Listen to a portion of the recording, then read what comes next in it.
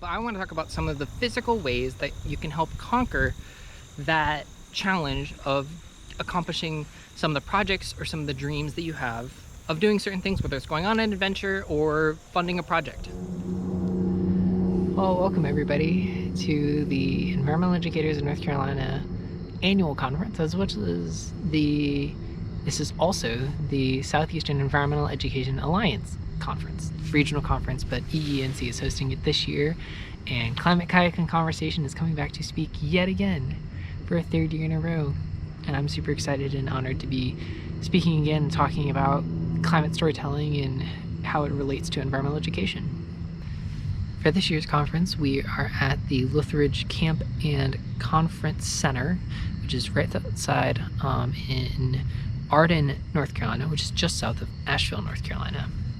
And I haven't been out to the mountains in a few months. I did go right before I left on the trip, but it's nice to be back in this area here, partially because my brother lives out here, which is cool. I got to see him, but then also this is just an absolutely gorgeous place to be. Like, being out on the coast, being up in the mountains here, it's so different. It's cooler, the trees are different, the smells are different, everything looks different. I'm excited for a super fun few days here.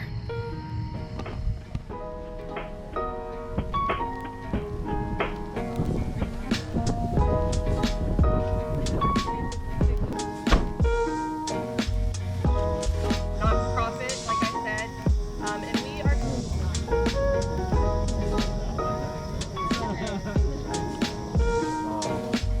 Through the bird atlas, or? We had someone come out here and do it. Okay. And then like on the truck field. Oh man, it's absolutely gorgeous here. I'm here for one of the field trips for this trip with Conserving Carolina at their Mud Creek area, and we're talking all about re-establishing wetlands by basically just letting the land do what it needs to do. This was old cropland, and now they literally just pulled out the crops and let the French Broad River overflow the water and overflow the lands here, and it's just so much better now. And I've seen it's absolutely gorgeous.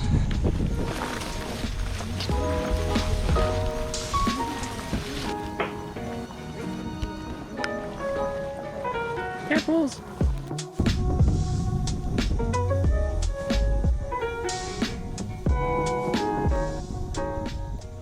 So I've got a little bit of time here.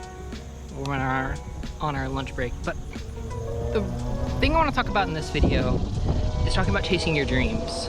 And like, yeah, I know that sounds really cheesy, but hear me out. So have you ever had an idea for something crazy to do, or something you wish you could do, but there are some certain barriers that are inhibiting that in some way or another, whether that's mental or physical? But I want to talk about some of the physical ways that you can help conquer that challenge of accomplishing some of the projects or some of the dreams that you have of doing certain things, whether it's going on an adventure or funding a project.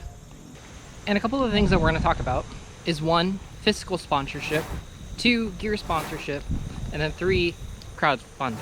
I think those things are going to be really great to talk about to get you started, because especially if you don't have your name out there or an organization that you work for, your own business, it's going to be hard to find ways to get funding, and that's oftentimes the largest barrier for a lot of people starting things. So hopefully this will help.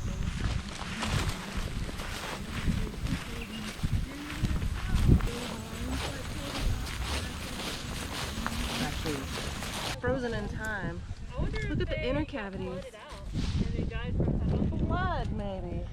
so after a bit of a wardrobe change, we were back from our adventure at Mud Creek earlier, doing some invasive plant removal, learning about wetlands along the French Broad River. Really, really awesome. But now I want to start to get into talking about all this, talk about what it means for you to start your own project. Because I want to be the first one to tell you, if you haven't already learned already, that you do not have to be alone when doing your projects. And I think that's an important thing to start off with.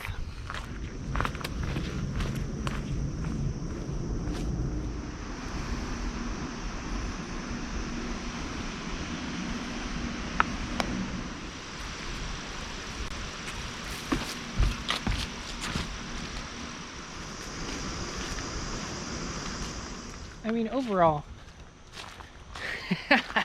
wow, these trails are all over the place.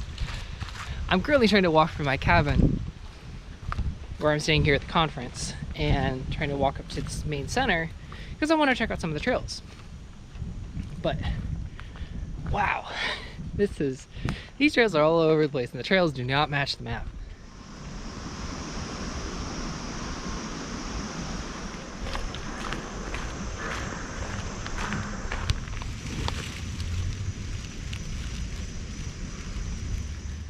So really, when you have an idea for a project,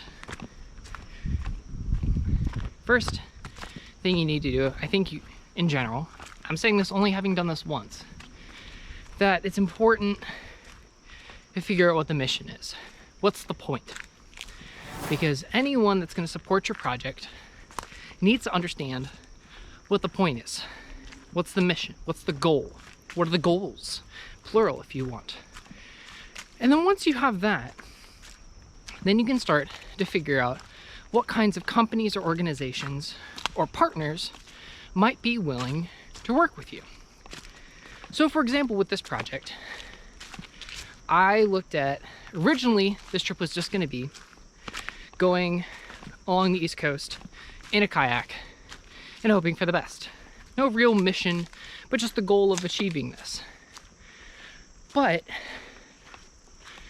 I realized that I needed something a little bit more. Man, these trails are all over the place.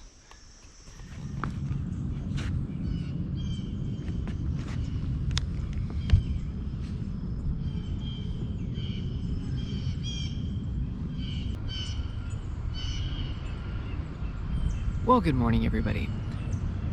In terms of getting physical sponsorship and getting sponsors and getting donors, the biggest thing is to not get discouraged by any one organization or company saying no. And what I mean by that is that not everyone is going to be as invested in your project or your idea or your mission or whatever it is as you are, because you're the one leading it.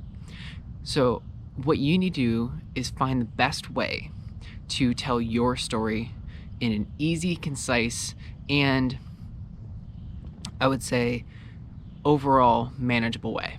Because with a lot of organizations, you want to get manageable, achievable goals for a lot of these projects, because then you can have achievable benchmarks that you can then mark to then show success.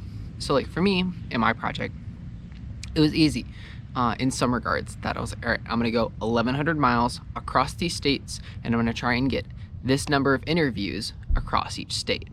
And then this is going to be the final product, a documentary. Now, that doesn't have to be yours. So when I was approaching the environmental educators of North Carolina as a fiscal nonprofit sponsor, I had developed a relationship with them. I brought my idea to the table, and then they came back and said, yes, absolutely, we would like to be your fiscal sponsor.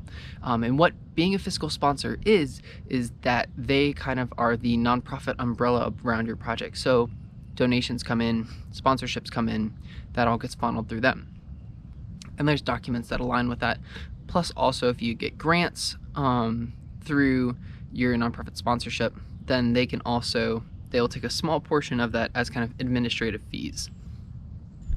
But once you have your fiscal sponsorship set up, then you can start to go to other forms of funding sources, whether that's gear or money. So you can go to your local outfitter. So like for me, I went to the Great Outdoor Provisioning Company and I brought my project and I said, hey, these are the kinds of pieces of gear that I'm looking for. Are you able to help me out with a gear donation? And it's important to come to the table with things that you want rather than just coming and be like, hi, can you help? Because the more tailored your request can be, the more likely it's going to be fulfilled. But then you can also go to other nonprofit or other corporate companies to get, straight up monetary donations. For places that offer gear, those are usually not as favorable towards just giving money. They'd rather give you gear because that's more, I would say, more economical for them. rather than just giving you money to then turn around and spend at their store. So start looking around, look at your local organizations, your local companies, to find some partners there, because they're the ones invested in the community that you want to work in. Now, there are national companies that you can work with to get gear and money. So like for me in this project, I got funding from the North Carolina Sierra Club. So they were, I sat down, I shared my project, my mission with them at one of their meetings, and they liked it, and we figured something out. Or for gear, I got a gear donation from Patagonia, and Patagonia is an amazing company with a bunch of different tiers of how much and in what different ways they can be supportive of a person and their project. So there's just so many different options out there, and I want to share just a few of them with all of you to kind of maybe get your project off the ground. But there's still a little bit more to talk about here. I don't know if I'll be able to finish all of this before the end of the conference here. We're on our last day here, and I'm heading back east across the state today, but we'll definitely finish up this conversation in a little bit here, but I'm gonna go get some breakfast now. Climate change is anything but black and white. We've seen a lot of social media and mass media in general that it's basically you have believers and non-believers, or you have skeptics and then the scientists. I can tell you it is anything but that. Most people are somewhere between the two, because people are seeing the impacts. People can point to what's happening. People can point to sea level rise. People can point to hotter summers, more tropical weather. People can point to more extensive droughts. But the problem is they're not always connecting them to climate change. So we'll get into that a little bit later. Because most people agree the climate is changing. We saw that in the last slide. Whether it was by human cause or by natural cause, those two added up to over 75%. 75% of our country agrees the climate is changing. But where we're not agreeing is what's causing it and who's to blame. And a lot of that is due to misinformation. And by me just going out and talking with people in the general world of the southeastern coast, and I was talking with people from all backgrounds, young, old, people working in the science field, working in government agencies, fishermen, nonprofit, activists, advocates, all trying to encompass as much as I can. And I learned that almost everyone is susceptible to misinformation.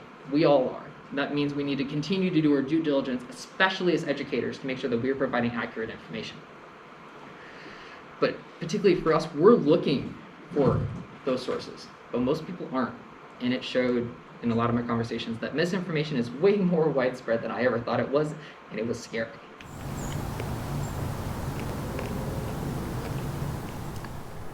Now here we are, several months later, because we didn't finish talking about sponsorship. And as I mentioned, there's tons of different ways of getting started in a project. Whether that is, starting your own nonprofit, you can do that. Start your own LLC, you can do that. But if you want to go through those, we've been talking about all the different things you can do to get funding and get equipment and things like that. And the biggest thing I've learned is starting conversations with organizations that you look up to, that fit into the space of the kind of project you want to do, and especially in your local area. But don't get disappointed if they say no, because follow up that with who should I be talking to, because a lot of nonprofit organizations and for-profit organizations can act as sponsors, but particularly it can be a really nice partnership if you can find a nonprofit organization that has the same general mission that you do, because then they can act as nonprofit fiscal sponsors. And sometimes then they can additionally do grants on top of that, or once you have your nonprofit status with the sponsorship, then you can then go and do more of your fundraising, whether that's through writing grants, or if it's going and soliciting crowdfunding donations, or selling merch or whatever it is, you can do all sorts of different ways. But I will also say one of the best ways to maintain good relationships is to be consistently checking in with said sponsors, donors, grantors, things like that, because they are now investing in you and your project. And by, investing, they want to know, that what they gave you is actually, worth their while. And maintaining those relationships can be really beneficial, not just in that one project, but beyond. It develops these relationships that you can then go back to these people later and be like, hey, I've already done this one project, I'm thinking of doing another project, do you want to work together again? And I think for me, now that I've finished my one project, I already have the ideas and kind of rumbling of some other projects, and I'm already thinking about who I want to approach for that kind of project again. And I'm hoping that through the relationships that I've built with this first project, Climate Kayak and Conversation, that maybe I can start to develop some new relationships with some other organizations that want to come on from the next project. Getting really tired of planes. That's what I get for living near an airport.